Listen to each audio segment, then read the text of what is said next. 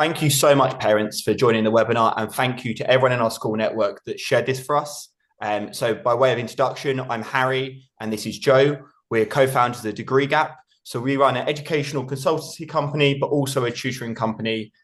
So run that throughout the day and the tutoring company at night. And we wanted to share some tips and tricks that we've learned from talking to parents over the last few years on what they struggle with and the ways that we can potentially help you there.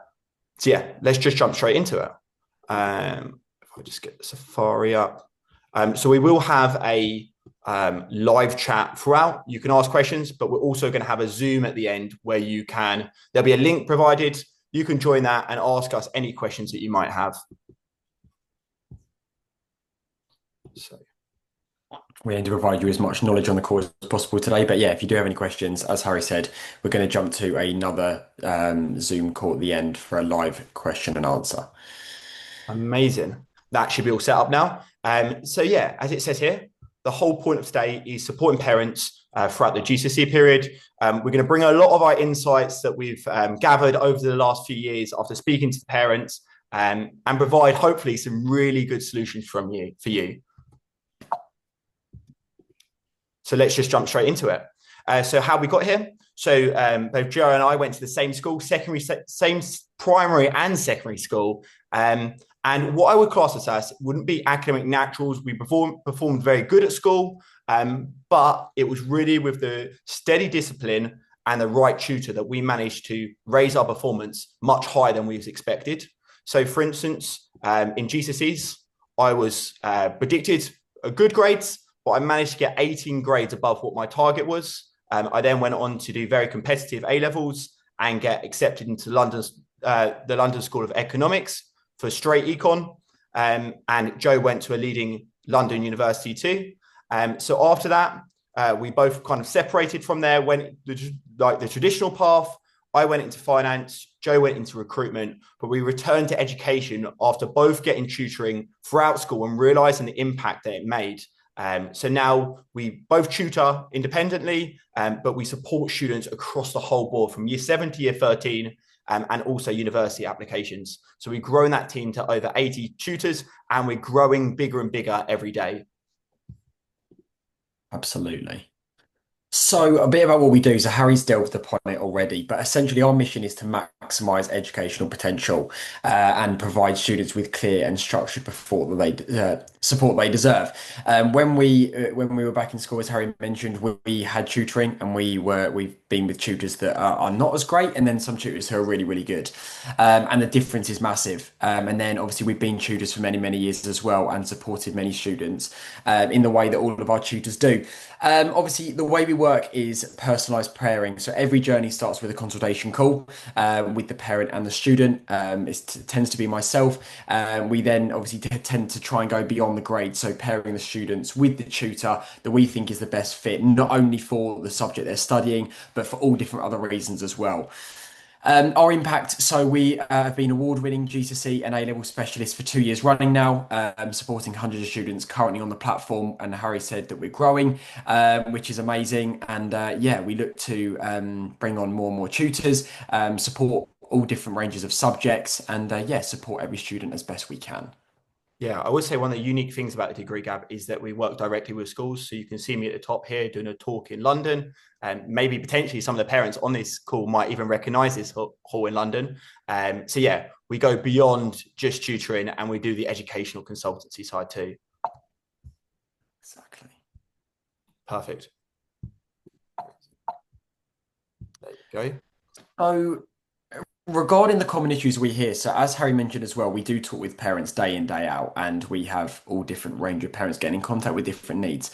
But here is a breakdown of probably the 5 most common issues and questions we get from parents. And this is essentially what we're going to cover today. So first one, is my son revising enough? Obviously, that can be son or daughter, but it's a very, very hard question to answer, and there's not really a right or wrong answer. But today we're going to go through revision methods and potentially a bit of how much as well. How can I tell if my daughter's revision is effective? Again, quite a difficult question to answer, but there are amazing revision techniques, and there are some techniques that students tend to go into and just do themselves, which aren't as effective, which we'll cover as well. What even counts as effective revision? Similar to the one above, and we will delve into that as well today. So lots of these you're probably relating to, and we will cover these hopefully as much detail as we can. My son is getting stressed and seems tired. How can I help? So that obviously relates to student burnout, which we heavily try to avoid and try to support people through if they are in that zone. So yeah, we'll go over how we can help that as well. And my daughter does not tell me how she is getting on. This is so key, and half the reason we've done the webinar is that students tend to come in from school, they go upstairs, they do whatever they want to do, and they don't really tell their parents exactly how they're getting on, the grades they're achieving. And we'd like to change that and build a better relationship between parents and the student. And today, hopefully, we'll cover how to do that. Absolutely. Perfect. So I guess your role as a supportive parent, we start with this initial question. Have you done some revision? Why is this a bad question to ask? It triggers stress, especially for a lot of students who are revising maybe potentially too much, not too much, but maybe not in an effective way. It triggers that stress. And what do teenagers want to do? They want to go against that stress. So they may not revise just to go against you. So what we want to do is switch that to a question like, how's your plan going? After today, we'll build a revision timetable, we'll build an effective plan going forward, and then we can then adjust that as we get closer to the exam period. Obviously, for GCSEs, we're about 4 months away. The plan's going to change over time. You're going to need to adjust the potential revision timetable. So how can you support them with that? That's much more kind of not going against them, but helping to support them, which I think is really key.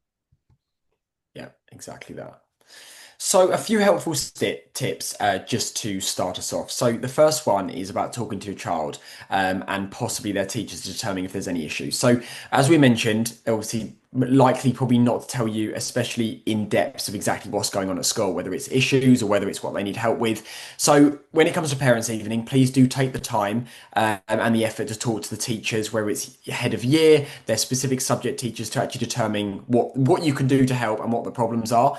It's obviously the teachers do an amazing job, but obviously you at home as well can make a difference. So please do delve into anything they need help with.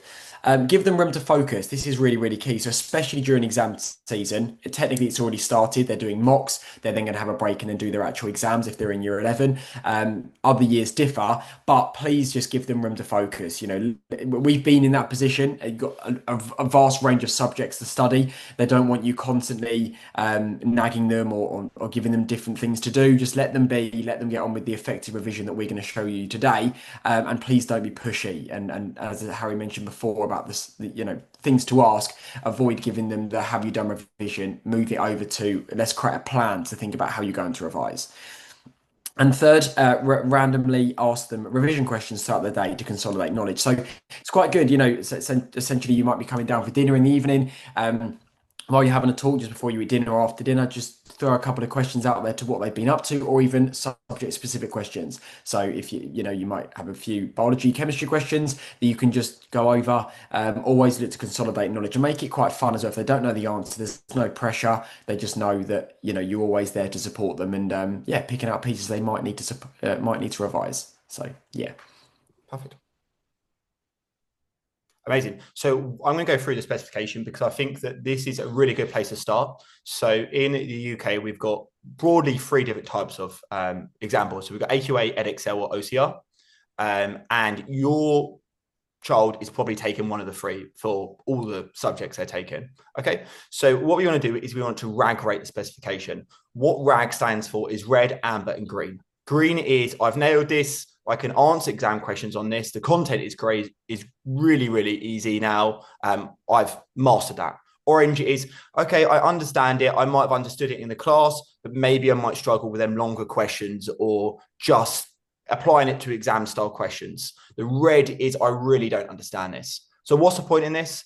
It's to get out the tendency of revising stuff that you're really good at, right? I was quite good at maths. I wasn't very good at chemistry. I was probably the kind of person that would revise maths too much and chemistry too little, as you probably can expect. And you probably can see that in your child too, if they have a subject that they're better at. So yeah, just first thing to do is get that RAG rate out, get the specification out and work through it. And really even just know what specification you're doing. is the minimum starting point. Exactly.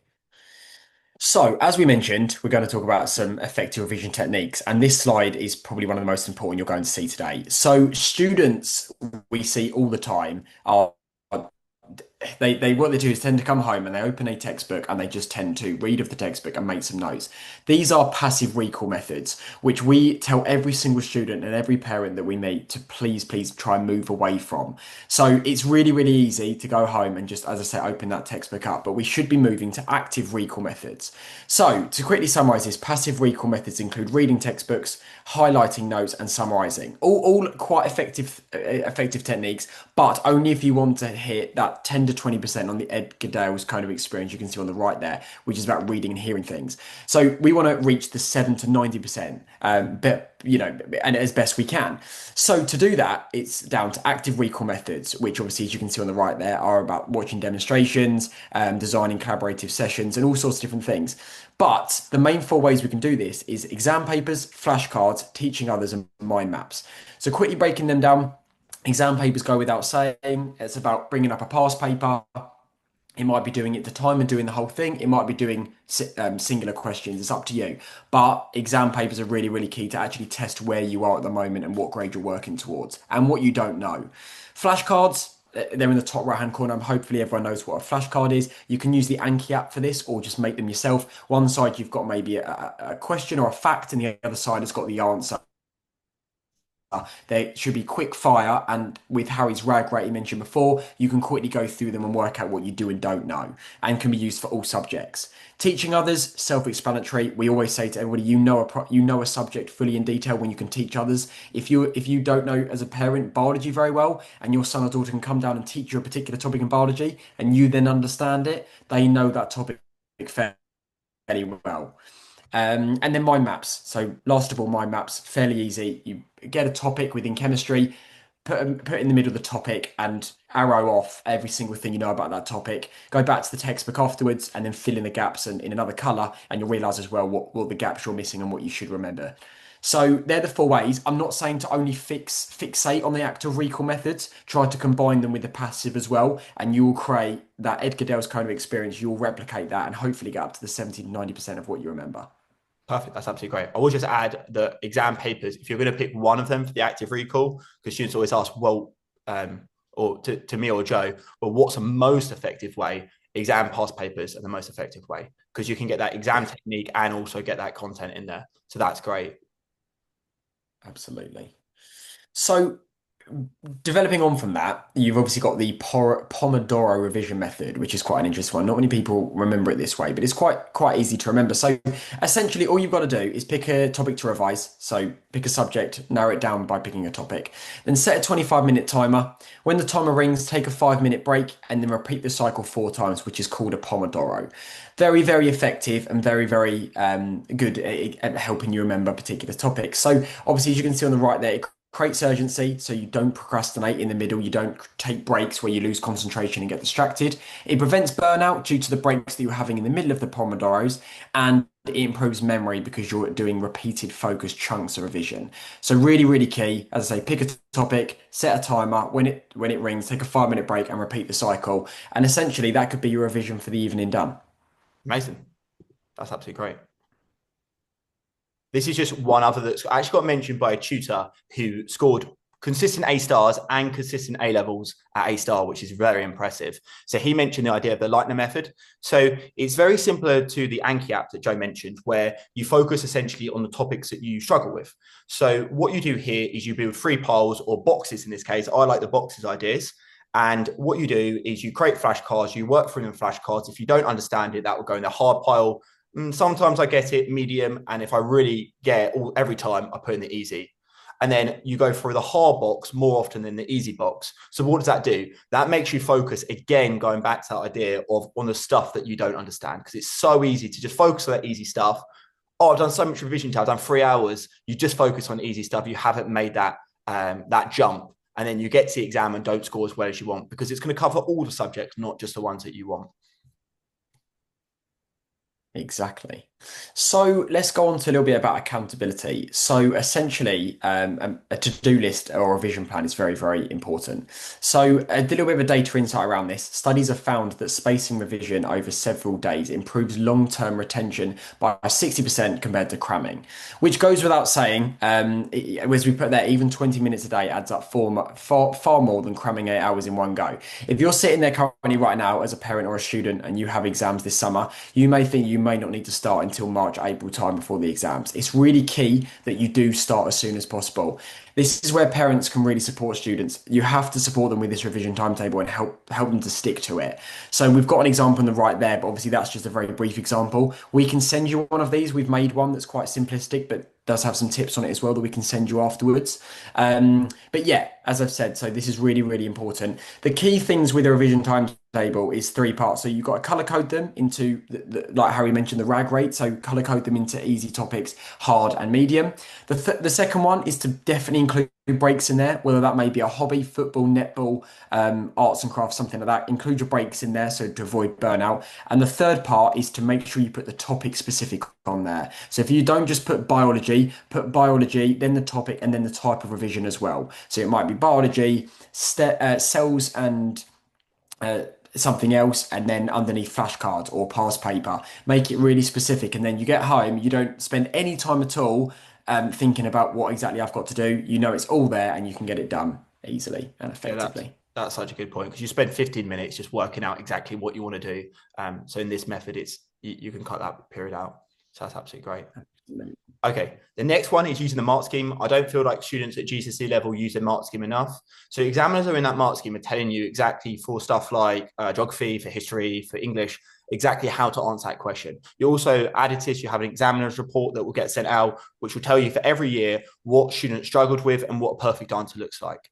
So the key thing here, especially for something like geography, is that you from that can work out what the examiners, the words that they kind of use. You can spot them patterns and then you can use them exact words in your answer. So you can imagine you're an examiner reading it.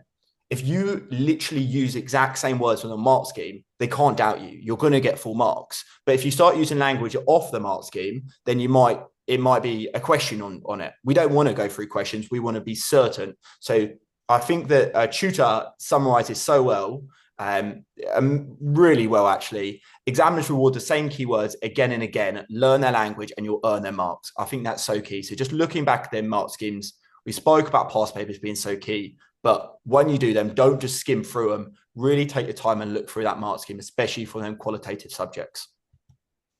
Absolutely. Okay, we're going to come on to burnout now. So sometimes when parents reach out to us, it's a concern about them not revising enough. And sometimes you might be sat there thinking, my daughter or son is getting really stressed out. So what I want to go through is how to spot burnout early and what them signs could be. So desperately wanting to take a nap, especially at the most inconvenient times. So it might be on the weekend and they're just physically exhausted from the amount of revision they're doing. Losing track over time. So I remember me in year 11, I would lose track. I might do 4 hours of revision. I'd look back and go, Harry, what did you actually do in that 4 hours? Okay. And that kind of comes on to my last point, which I think is a most key one, which is there's a more focus on completion rather than quality. I just used to think I need to do 2 hours a day because I need to hit this goal. But I didn't really think, oh, well, what am I going to revise? And yeah, what is the most effective revision methods? Focusing on them, what Joe mentioned, them active revision methods. So then past papers, flashcards. I might have just read the textbook and highlighted it, which is at 10 to 20%. So what's the solutions for this? Keep them hobbies. Lots of students that work with us have really good hobbies, rugby, football, hockey. They do it at really high levels. And I think that it's just great for them to have that mental break. Also, exercise increases neuroplasticity. So it actually supports you in your development in school too. So keep them. We don't give a fixed time period because it's all dependent, but keep them at least till Easter in a regular period. And if you need to adjust, then make that decision then. But going back to that kind of discussion you have with your kid, you can have that discussion and say, do we need to adjust the timetable now? Do you feel too much pressure? And then just building that structured plan. So making sure that I think the revision timetable helps you if you don't revise enough because it keeps you accountable. But if you're revising too much and get into that burnout period, it keeps you in a fixed period. You say, I can only revise till 9 p.m. and you don't go past that point. So I think that's key on both sides of the the kind of spectrum there. Absolutely. And it's a fact that at least 1 in 5 students do experience burnout. So please do look out for it and keep in mind what we've said around how to deal with it if possible. And you could obviously always reach out to us as well. So, talking about mindset and motivation influenced by parents. So, this is essentially as well where you come in. All parents, we advise to be as supportive and motivational as possible through this period.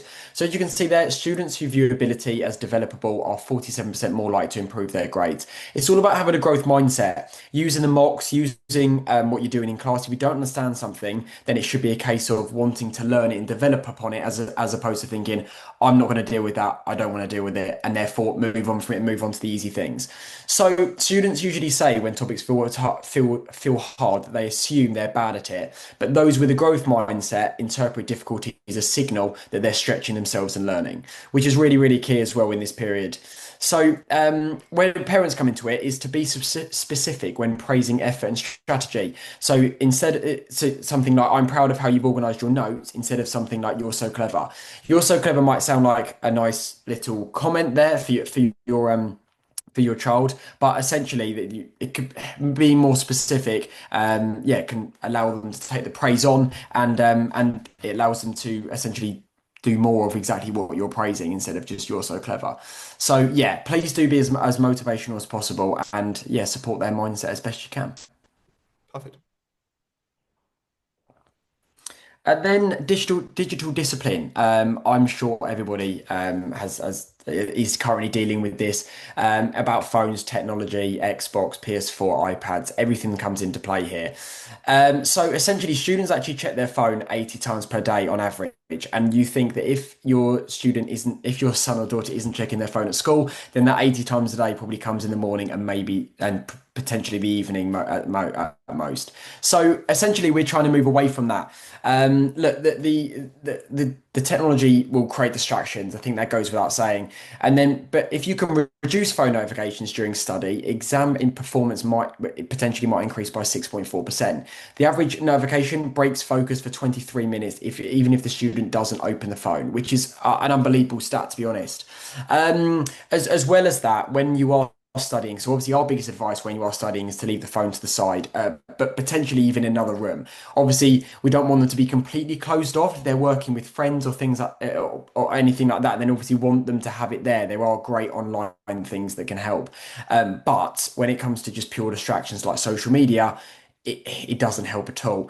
The issue we've got a little bit with when it comes to leaving your phone just next to you is that it actually takes up a student's energy to not pick up the phone and still distracts them even though it's not on. So even though it's sitting next to you and it might light up every now and then, they know they're getting notifications and all they want to do is probably pick up their phone when they're doing exam paper or something like that. So please try to leave it elsewhere or even behind them so it's still in the same room. And then, yeah, as we've put there, create a tech off zone for short bursts. So, 45 minutes to an hour. And then when they've completed something, we do tend to also say don't go straight on the phone after revising. It might, we want to consolidate knowledge, and going to do exercise or taking a break is perfect to consolidate the knowledge when you've got it. Don't go on your phone because essentially it'd probably be like losing out on the knowledge that you've just picked up. So yeah, phones away. Perfect. Yeah. I think that's an amazing stat. I was blown away that I heard 23 minutes. That's crazy. Mm. Perfect. So using the mock exams, so this is quite an interesting point that obviously hopefully everyone's done is doing or has done mocks. So it's either November, I believe, or January or both, which is great. So they must be used as feedback loops, and what we mean by that is they have to be used in a good way. You cannot get your exam paper back and think, oh, these are the things I did badly, these are things I did well, and then look at your grade and think that's where I'm at. They have to be used in a lot of detail through all of the revision methods we've said today, especially RAG rating and picking out the exam, the words in the mark scheme. These are the type of things that you've got to be picking up on when it comes to the mock. So going through with your teachers, going through with potentially a tutor if you have one, is something worthwhile. So what you've got to do is set 1 to 2 targeted goals to improve your final grade. So if you've achieved a B in an exam paper and you're such and such marks off an A, look through that exam paper and work out exactly the topics and type of questions that you're not understanding and you need to develop.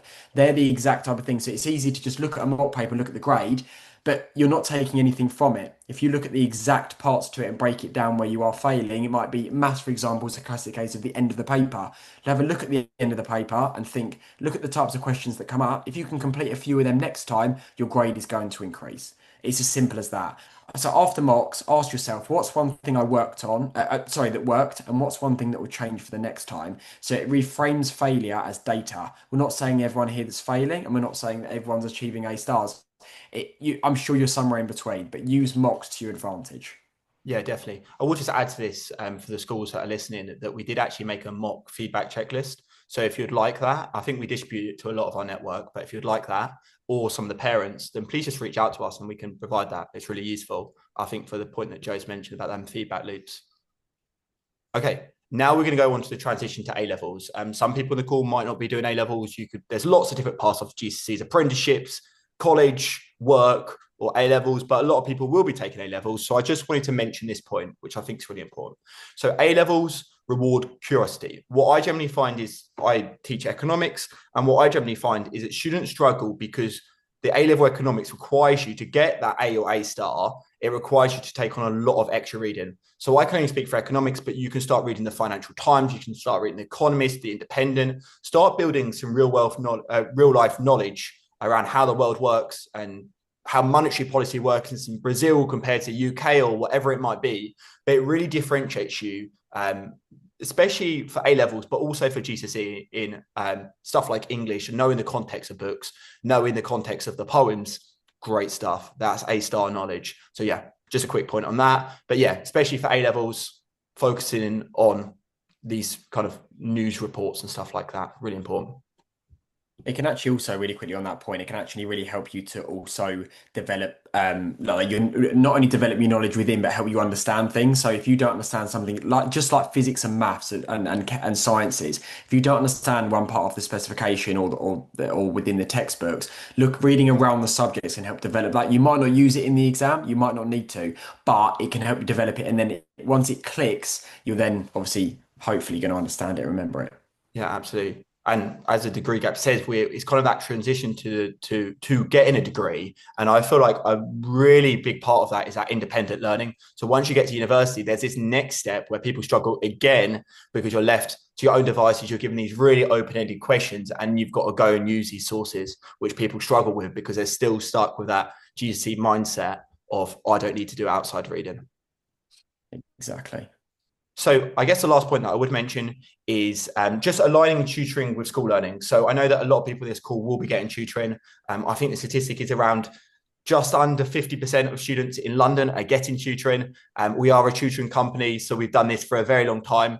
I would say the number one tip would be work to your school's pace. So the number one thing I think as a tutor covering economics is I want to work just behind what the teacher's working at. So say, for instance, they're just about to go through monetary policy.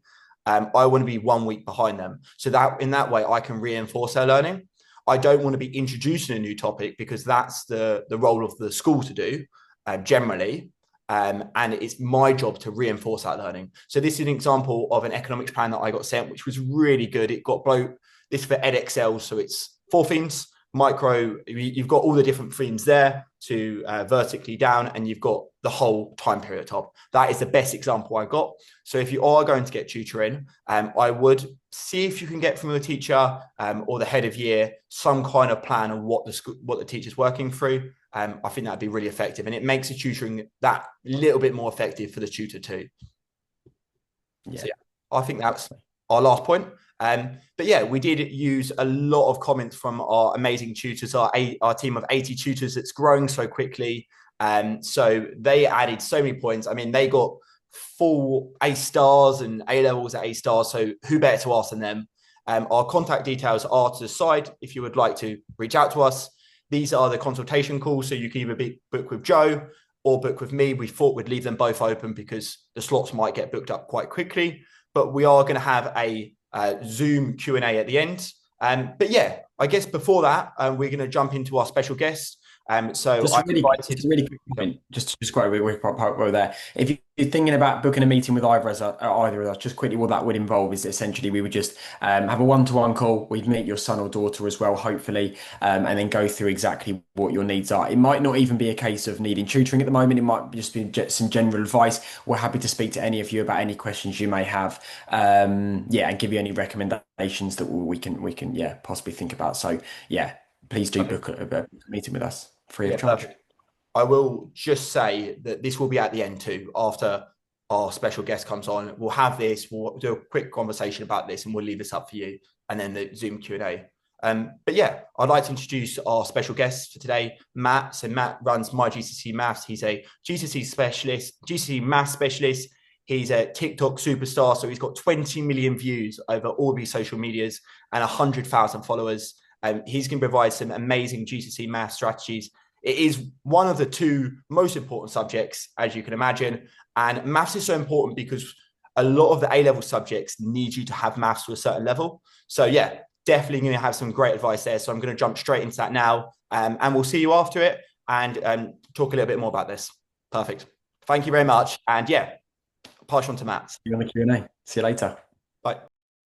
Hey everybody, thank you very much, Harry and Joe, for the introduction. As the guys said, my name is Matt and I'm the founder of My GCSE Maths. Now, Harry and Joe asked me to join the webinar today to give you guys a little bit more information on some of the ways that you can help your children prepare for GCSE Maths exams specifically. Now, Harry and Joe already gave a bunch of really good advice regarding general GCSE preparation advice and supporting your children. I was actually sitting here listening, thinking, God, there's so much here. So if you want to, rewatch it, I'm sure there'll be a recording of this session available. There was really so much good stuff there. So I'm going to start off by just coming up and sharing my screen. Hopefully everything goes to plan.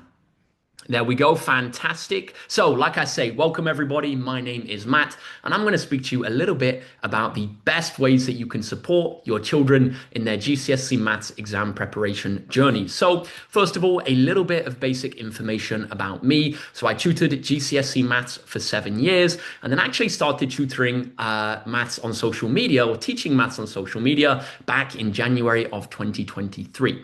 Since then, I've had the pleasure of helping over 100,000 students prepare for their GCSE maths exams. We've built a follower base of over 110,000 students at the moment, and I'm actually quite proud to say that the video lessons online have been watched over 20 million times already. And through that, it's become super clear to me the common pitfalls, the common kind of struggles that students have. And yeah, we're gonna address some of those today. So first of all, what is the kind of biggest challenge that students face when it comes to preparing for their GCSE maths? Well, actually, it's kind of a little bit of a mindset thing, which then leads to ineffective revision and ineffective exam preparation. By the way, if you have your kids in the house with you at the moment, I would really recommend running and grabbing them so that they can listen with you, because there's so much stuff here. There's so much stuff, and it's kind of good for them to hear. You could also show them the recording as well.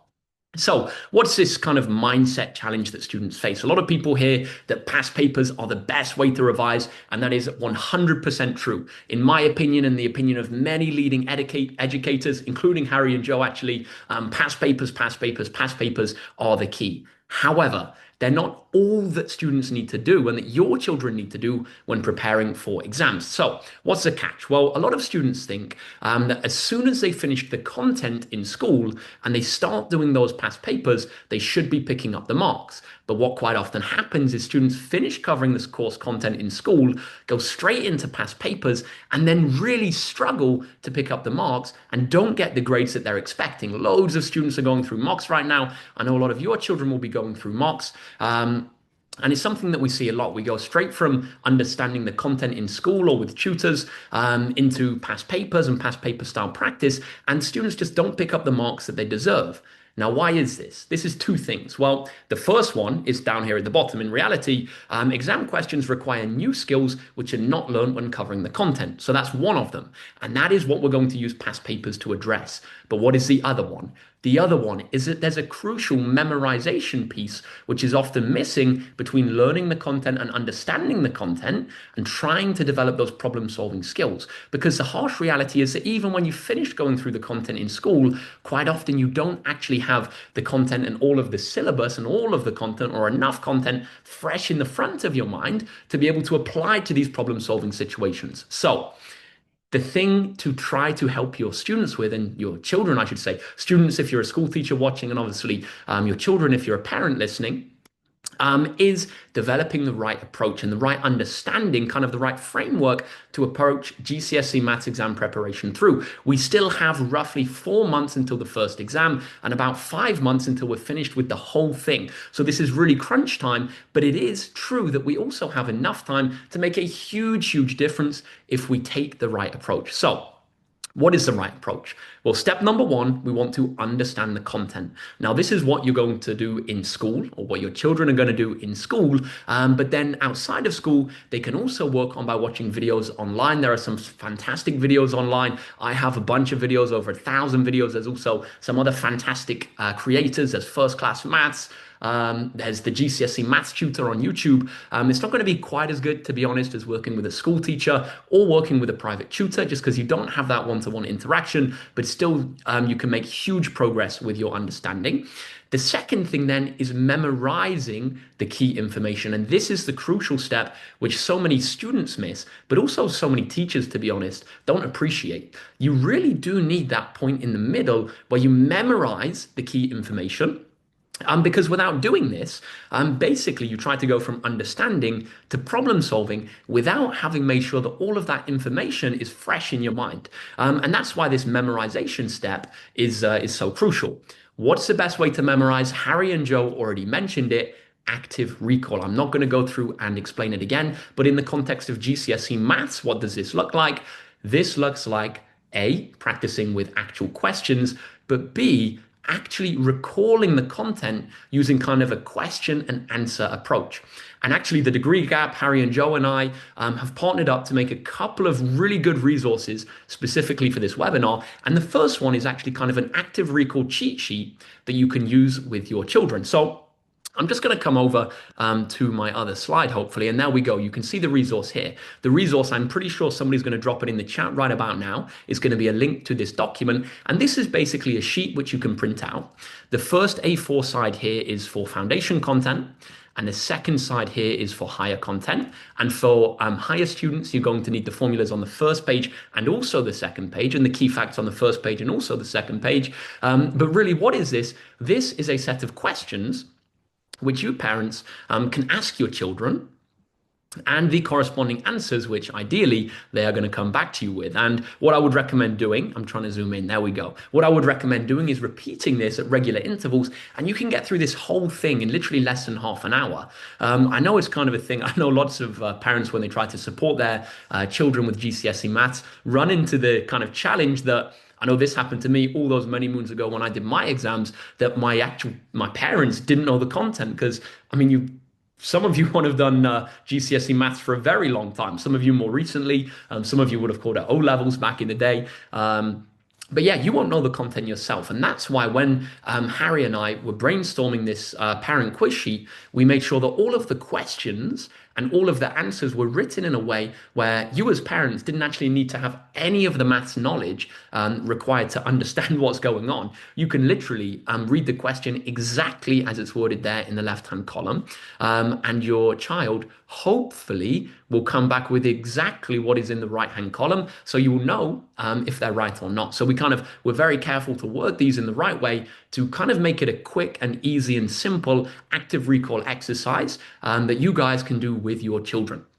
So that's the first thing. How do we, or the first resource, I should say, of the two that we made.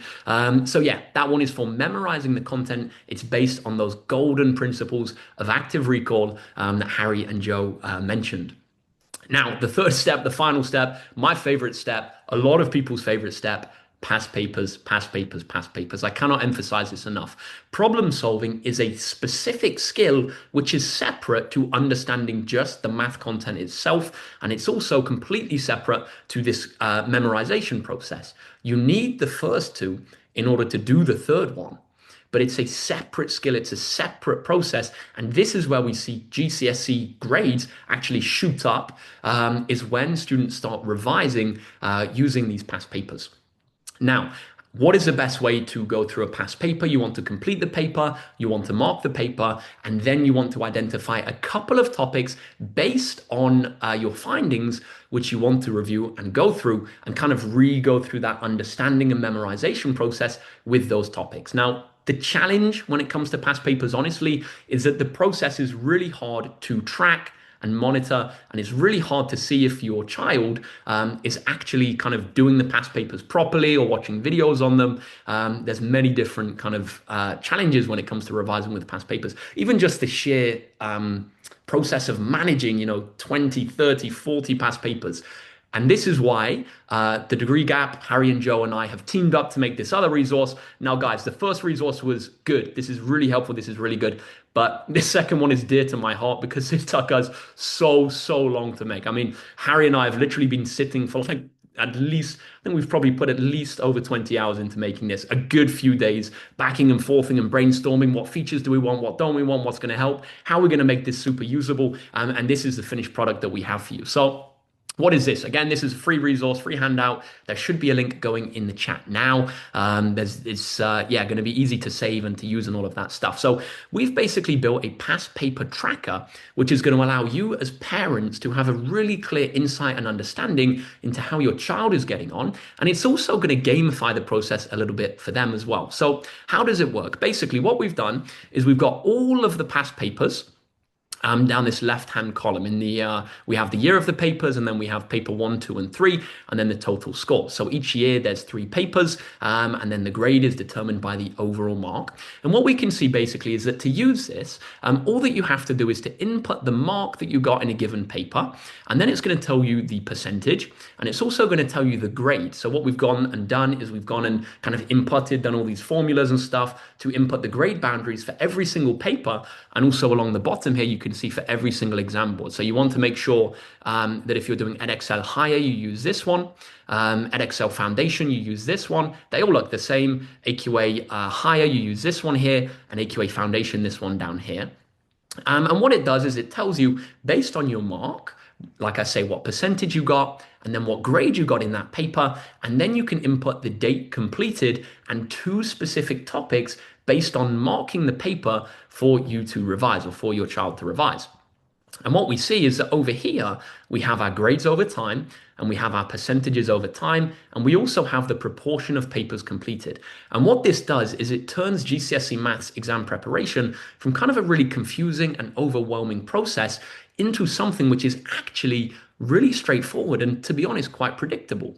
The beautiful thing about maths is that we have a list of topics, and once we know how to do the topics, we can go ahead and do the past papers, or even if we don't know how to do some of them. And what we see is that as we practice with more and more past papers, if we're doing them properly and with the process that I described and that Harry and Joe described, we just see the mark going up and up and up in quite a linear way.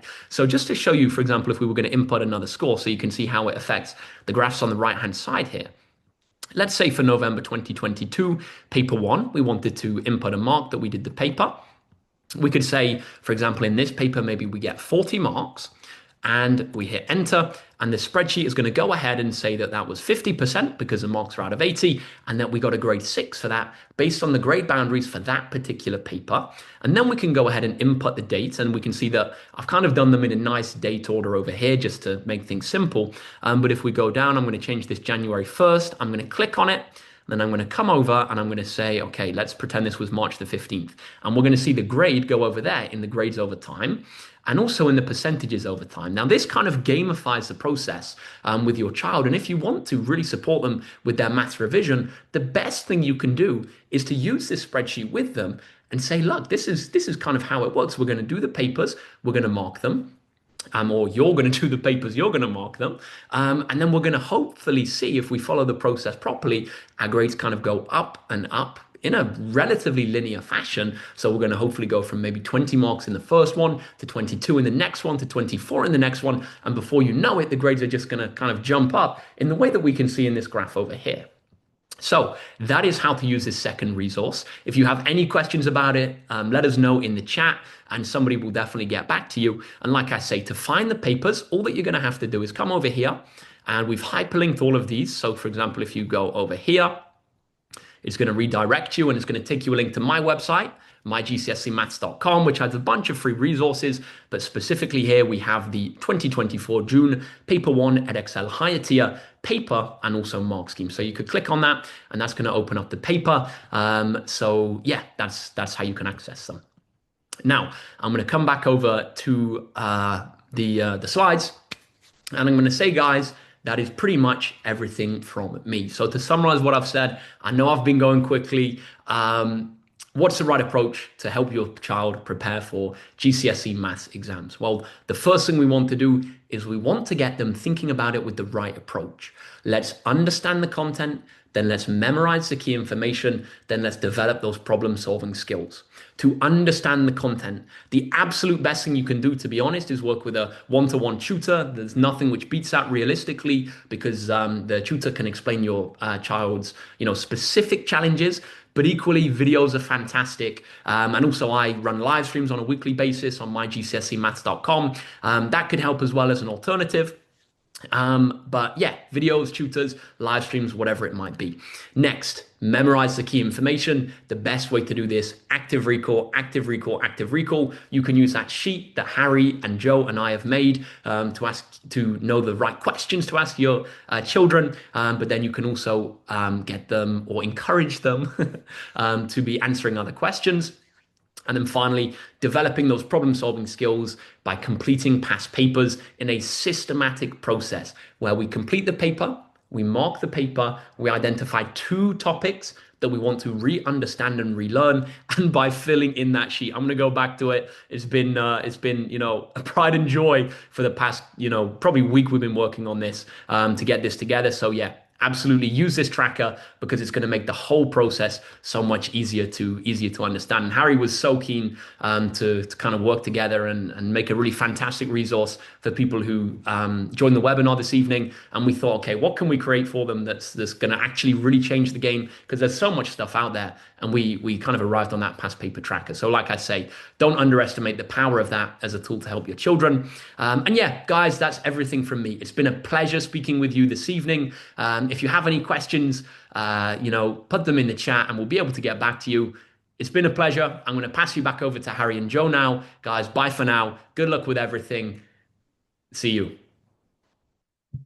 Thank you so much, Matt, for that really useful information about GCSE math strategies.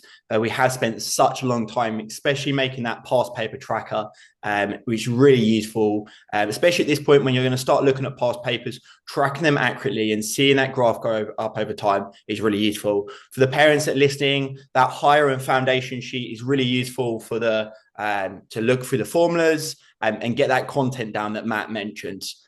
So yeah, I think that rounds it up for the presentation today. We're going to have a live Q&A after if you've got any questions about our services or about this presentation that you'd like to ask.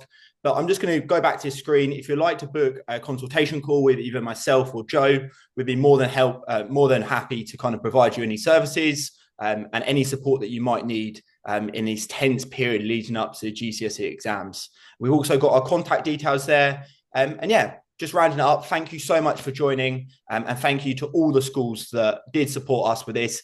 The support has been overwhelmingly great and we've just been so happy with how many people have turned up for the call today. So yeah, we'll jump over to the live Q&A now. If you've got any questions there, please join that. Thank you. Look forward to it. Yeah, see you all later. Thank you very much. Bye. Bye-bye.